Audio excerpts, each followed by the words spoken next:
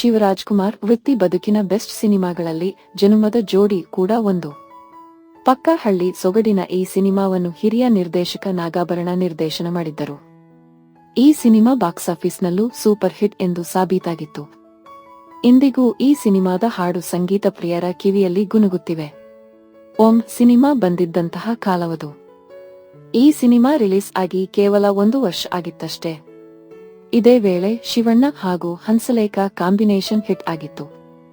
ಹೀಗಾಗಿ ನಾಗಾಭರಣ ನಿರ್ದೇಶನ ಮಾಡುತ್ತಿರುವ ಜನುಮದ ಜೋಡಿ ಸಿನಿಮಾಗೂ ನಾದಬ್ರಹ್ಮನೇ ಟ್ಯೂನ್ ಹಾಕಬೇಕು ಅಂತಿತ್ತು. ಇಂತಹ ಸಂದರ್ಭದಲ್ಲಿ ಹಂಸಲೇಖ ಜನುಮದ ಜೋಡಿ ಅಂತಹ ಸಿನಿಮಾಗೆ ಟ್ಯೂನ್ ಮಾಡೋದಿಲ್ಲ ಅಂತ ಹೇಳಿದ್ದರು. ಹೀಗಾಗಿ ನಿರ್ಮಾಪಕಿ ಪಾರ್ವತಮ್ಮ ರಾಜ್ಕುಮಾರ್ ಬೇರೊಬ್ಬ ಸಂಗೀತ ನಿರ್ದೇಶಕನ ಹುಡುಕಾಟದಲ್ಲರು. ಆ ಅದೃಷ್ಟ ಸಂಗೀತ ನಿರ್ದೇಶಕ ವಿ ಮನೋಹರ್ ಪಾಲಾಯ್ತು. ಈ ಸ್ವಾರಸ್ಯಕರ ಸಂಗತಿಯನ್ನು ವಿ ಮನೋಹರ್ ಟೋಟಲ್ ಕನ್ನಡ ಯೂಟ್ಯೂಬ್ ಚಾನೆಲ್ನ ಸಂದರ್ಶನದಲ್ಲಿ ಹೇಳಿಕೊಂಡಿದ್ದರು. ಹಂಸಲೇಖ ಹಾಗೂ ಶಿವಣ್ಣ ಕಾಂಬಿನೇಷನ್ನಲ್ಲಿ ಬಂದಿದ್ದ ಸಿನಿಮಾದ ಹಾಡುಗಳು ಹಿಟ್ ಆಗಿದ್ದವು. ಅದರಲ್ಲೂ ಜನುಮದ ಜೋಡಿ ಪಕ್ಕಾ ಹಳ್ಳಿ ಸೊಗಡಿನ ಸಿನಿಮಾ ಆಗಿತ್ತು. ಹೀಗಾಗಿ ಹಂಸಲೇಖ ಸಂಗೀತ ನೀಡಿದರೆ ಸೂಕ್ತ ಎಂದಾಗಿತ್ತು. ಆದರೆ ಹಂಸಲೇಖ ಮಾತ್ರ ಈ ಸಿನಿಮಾಗೆ ಟ್ಯೂನ್ ಹಾಕುವುದಿಲ್ಲ ಎಂದು ಹೇಳಿದ್ದರು. ನಾನು ಕೇಳಿದ ಪ್ರಕಾರ ಮೊದಲ ಹಂಸಲೇಖ ಸರ್ ಆ ಸಿನಿಮಾಗೆ ಮ್ಯೂಸಿಕ್ ಮಾಡಬೇಕಿತ್ತು.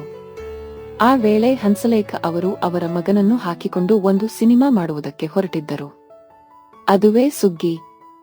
ಅದು ಕೂಡ ಒಂದು ಮ್ಯೂಸಿಕಲ್ ಸಿನಿಮಾ. ಇದು ಕೂಡ ಮ್ಯೂಸಿಕಲ್ ಆಗಿತ್ತು ಎಂದು ವಿ ಮನೋಹರ್ ಸಂದರ್ಶನದ ವೇಳೆ ಹೇಳಿದ್ದರು. ಹಂಸಲೇಖ ಆಗೋದೇ ಇಲ್ಲ ಅಂತ ವಿ ಮನೋಹರ್ ಆಯ್ಕೆಯಾಗಿದ್ದರು. ಆಗ ಹಂಸಲೇಖ ಈ ಸಿನಿಮಾಗೆ ಯಾಕೆ ಮ್ಯೂಸಿಕ್ ಮಾಡುತ್ತಿಲ್ಲ ಅನ್ನೋದನ್ನು ಅಣ್ಣಾವ್ರ ಹೇಳಿದ ಸಂಗತಿಯನ್ನು ವಿ ಮನೋಹರ್ ರಿವೀಲ್ ಮಾಡಿದ್ದಾರೆ.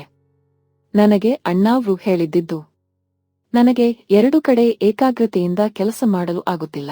ನನಗೆ ನನ್ನ ಮಗನ ಸಿನಿಮಾದ ಕೆಲಸ ತುಂಬಾನೇ ಇದೆ. ಇದೊಂದು ಸಿನಿಮಾ ಬಿಟ್ಟು ಬಿಡಿ, ಬೇರೆ ಯಾರದ್ದಾದರೂ ಕೈಯಲ್ಲಿ ಮಾಡಿಸಿ ಎಂದು ಹೇಳಿದ್ದರಂತೆ. ಇದಕ್ಕೆ ಬೇರೆ ಬೇರೆ ಕತೆಗಳಿವೆ. ನನಗೆ ಗೊತ್ತಿದ್ದಿದ್ದು ಇದು ಎಂದಿದ್ದಾರೆ.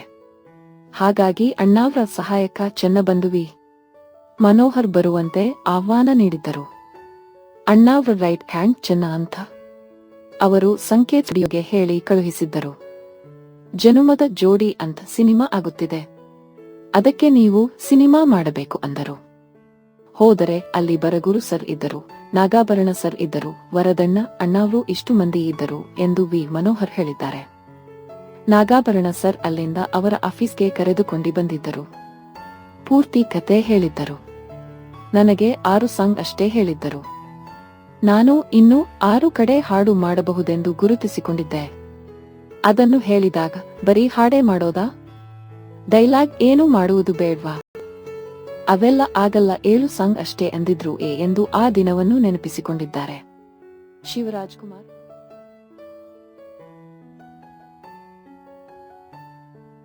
ನಾನು ರಾಜಮಾರ್ಗದಲ್ಲಿ ಬಂದವ. ನನಗೆ ಕೈಕಟ್ಟಿ ನಿಂತು ಕೆಲಸ ಕೇಳಿ ಅಭ್ಯಾಸವಿಲ್ಲ, ಹೀಗೆ ಹೇಳಿ ನಕ್ಕರು ಹಿರಿಯ ಸಂಗೀತ ನಿರ್ದೇಶಕ ಹಂಸಲೇಖ. ನಗುವಿನ ಹಿಂದೆ ಒಂದಷ್ಟು ವಿಷಯಗಳು ಅಡಗಿದ್ದವು. ತಮ್ಮ ಸಾಹಿತ್ಯ ಸಂಗೀತದ ಮೂಲಕ ಪರಭಾಷಾ ಚಿತ್ರರಂಗವನ್ನು ತಿರುಗಿ ನೋಡುವಂತೆ ಮಾಡಿದ ಮಾಂತ್ರಿಕ. ಹಂಸಲೇಖ ಹಿಟ್ಸ್ ಎಂದು ಲೆಕ್ಕ ಹಾಕುತ್ತಾ ಹೋದರೆ ಪಟ್ಟಿ ಬೆಳೆಯುತ್ತಾ ಹೋಗುತ್ತದೆ. ಇಂತಹ ಖ್ಯಾತಿಯ ಹಂಸಲೇಖ ಇತ್ತೀಚಿನ ವರ್ಷಗಳಲ್ಲಿ ಸಂಗೀತದಿಂದ ದೂರ ಉಳಿದಿದ್ದಾರೆ. ಯಾರೇ ಹೋಗಿ ತಮ್ಮ ಸಿನಿಮಾಗಳಿಗೆ ಸಂಗೀತ ನೀಡಿ ಎಂದರೆ ಅವರನ್ನು ಆಗಲ್ಲ ಎಂದು ವಾಪಸ್ ಕಳಿಸುತ್ತಿದ್ದಾರೆ.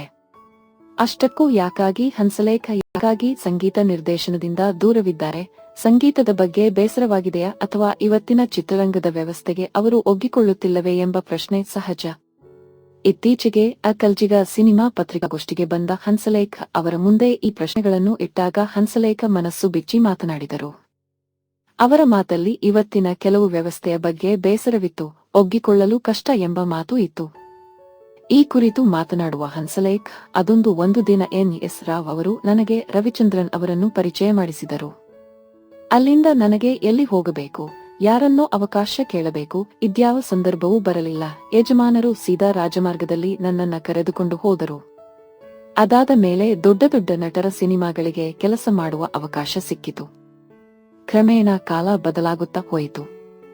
ಹೀರೋಗಳು ಮನೆಗೆ ಕರೆಯೋದಕ್ಕೆ ಶುರು ಮಾಡಿದರು. ಕೆಲಸ ಬೇಕು ಅಂದರೆ ಮನೆಗೆ ಹೋಗಿ ಮಾತನಾಡಬೇಕು, ಅವರು ಹೇಳಿದ್ದನ್ನು ಕೇಳಬೇಕು ಎಂಬ ಪರಿಸ್ಥಿತಿ ಬಂತು. ಅದೆಲ್ಲ ನನಗೆ ಬಹಳ ಕಷ್ಟದ ವಿಷಯ. ಹಾಗಾಗಿ ಬೇರೆ ಏನೋ ಮಾಡೋಣ ಅಂತ ನಾನು ಚಿತ್ರಗಳಿಗೆ ಸಂಗೀತ ಸಂಯೋಜನೆ ಮಾಡೋದನ್ನ ಕಡಿಮೆ ಮಾಡಿದೆ. ಆದರೂ ಕೆಲವರು ಬಿಡುತ್ತಿರಲಿಲ್ಲ, ನೀವೇ ಬೇಕು ಎಂದು ಕೆಲಸ ಮಾಡಿಸಿಕೊಳ್ಳುತ್ತಿದ್ದರು. ನಾನು ಕಮಾಂಡ್ನಲ್ಲಿದ್ದರೆ ಅವರು ಒದ್ದಾಡುತ್ತಾರೆ, ಬಗ್ಗಿದರೆ ಗುಣಮಟ್ಟ ಕೆಲಸ ಹಾಳಾಗುತ್ತದೆ. ಹಾಗಾಗಿ ನಾನು ಸಿನಿಮಾದಿಂದ ದೂರ ಉಳಿಯಲು ಶುರು ಮಾಡಿದೆ. ಈಗ ಅದರ ವಿರುದ್ಧ ತರ್ಕ ಮಾತು ಯಾವುದೂ ಇಷ್ಟವಿಲ್ಲ. ಅಷ್ಟು ಹೇಳಬಲ್ಲೆ ಎಂದು ತಾವು ಸಂಗೀತದಿಂದ ಯಾಕೆ ದೂರವಾಗುತ್ತಿದ್ದೇನೆ ಎಂಬುದಕ್ಕೆ ಸ್ಪಷ್ಟನೆ ಕೊಟ್ಟರು ಹಂಸಲೇಖ. ಕನ್ನಡ ಚಿತ್ರರಂಗದ ಹಾಡುಗಳ ಟ್ರೆಂಡ್ ಬದಲಾದ ಹಾಗೂ ಹೊಸ ಸಿನಿಮಾ ನಿರ್ದೇಶಕರ ಮನಸ್ಥಿತಿ ಬಗ್ಗೆಯೂ ಹಂಸಲೇಖ ಮಾತನಾಡಿದರು. ಕೆಲವರು ಬಂದ ತಕ್ಷಣ ನಾನು ಹಾಡುಗಳನ್ನು ಕೊಡುತ್ತಿದ್ದೆ. ಹಾಗೆ ಒಮ್ಮೆಲೆ ಕೊಟ್ಟರೆ ಅದು ಅವರಿಗೆ ಇಷ್ಟ ಆಗುತ್ತಿರಲಿಲ್ಲ. ಅವರು ತುಂಬಾ ತಲೆ ಕೆಡಿಸ್ಕೋಬೇಕು ಅಂತ ನಿರೀಕ್ಷೆ ಮಾಡುತ್ತಿದ್ರು. ಹುಡುಗರು ಯಾವ ಟ್ರೆಂಡಿ ಹಾಡುಗಳನ್ನು ಕೇಳಿರುತ್ತಾರೋ ಅದನ್ನು ನಾನು ಮೊದಲೇ ಕೇಳಿರುತ್ತಿದ್ದೆ. ಅವರು ಇಂಥದ್ದು ಬೇಕು ಎಂದ ಹೇಳೋದಕ್ಕೆ ಒದ್ದಾಡುವಾಗ ಅವರಿಗೆ ಏನು ಬೇಕು ಅಂತ ನನಗೆ ಗೊತ್ತಾಗೋದು. ಅವರು ಹೇಳಿದ್ದನ್ನೇ ಸ್ವಲ್ಪ ಬದಲಾಯಿಸಿ ಕೊಟ್ಟರೂ ಆಗೋದು.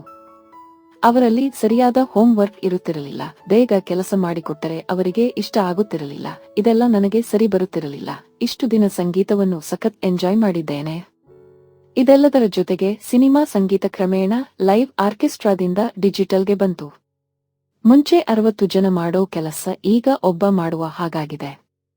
ಎಲ್ಲವೂ ಕೀಬೋರ್ಡ್ನಲ್ಲಿ ಪ್ಲಾನ್ ಆಗೋಕೆ ಶುರುವಾಯಿತು. ನಾವು ಲೈವ್ ಮ್ಯೂಸಿಕ್ ಮಾಡುವಾಗ ಅಲ್ಲಿ ಏನೇನು ಪರಿಕರಗಳು ಇರುತ್ತವೆ ಎಂದು ಚೆನ್ನಾಗಿ ಗೊತ್ತಿರೋದು. ಅದನ್ನೆಲ್ಲ ಬಳಸಿಕೊಂಡು ಒಂದು ಹಾಡನ್ನು ಪ್ಲಾನ್ ಮಾಡುತ್ತಿದ್ದೆವು. ಏನು ಬೇಕು ಏನು ಬೇಡ ಎಂದು ಮಾತಾಡಿಕೊಂಡು ಕೆಲಸ ಸಹ ಬೇಗ ಆಗುತ್ತಿತ್ತು. 2 ಗಂಟೆಯಲ್ಲಿ ಒಂದು ಹಾಡು ಮೂಡಿಬರೋದು. ಈಗ ಕೀಬೋರ್ಡ್ನಲ್ಲಿ ಕಂಪೋಸ್ ಮಾಡುವುದರಿಂದ ನಾವು ಬರೆಯೋದೇ ಬೇರೆ, ಅದು ಆಗೋದೇ ಬೇರೆ. ಇದರಿಂದ ಬಜೆಟ್ ಸಹ ಜಾಸ್ತಿ ಆಗುತ್ತಿದೆ. ಇದೆಲ್ಲ ನೋಡಿ ಸಾಕಾಯ್ತು. ಕೀಬೋರ್ಡ್ ಪ್ರೋಗ್ರಾಂನಿಂದ ಕಂಟ್ರೋಲ್ ತಪ್ಪಿ ಹೋಗುತ್ತದೆ ಮತ್ತು ಎಲ್ಲಾ ಹಾಡುಗಳು ಒಂದೇ ತರಹ ಕೇಳಿಸೋಕೆ ಶುರುವಾಯಿತು.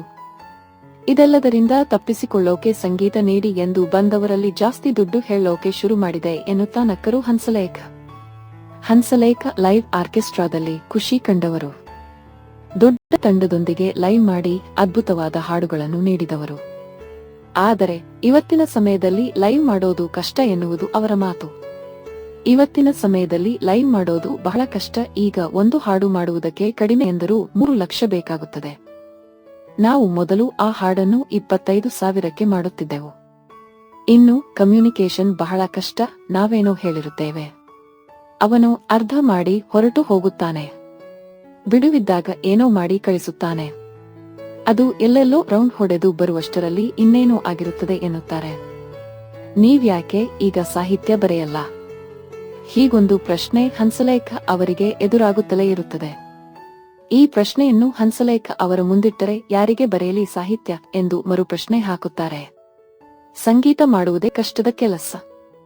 ಇನ್ನು ಅವರನ್ನು ಕೂರಿಸಿಕೊಂಡು ಬರೆಯೋದು, ತೆಗೆದು ಹಾಕೋದು ಇವೆಲ್ಲ ಸರಿ ಹೋಗಲ್ಲ ಎನ್ನುತ್ತಾರೆ. ಹಂಸಲೇಖ ಅವರು ಈಗ ಕಿರುತೆರೆ ವಾಹಿನಿಯ ರಿಯಾಲಿಟಿ ಶೋನಲ್ಲೂ ಬಿದಿ.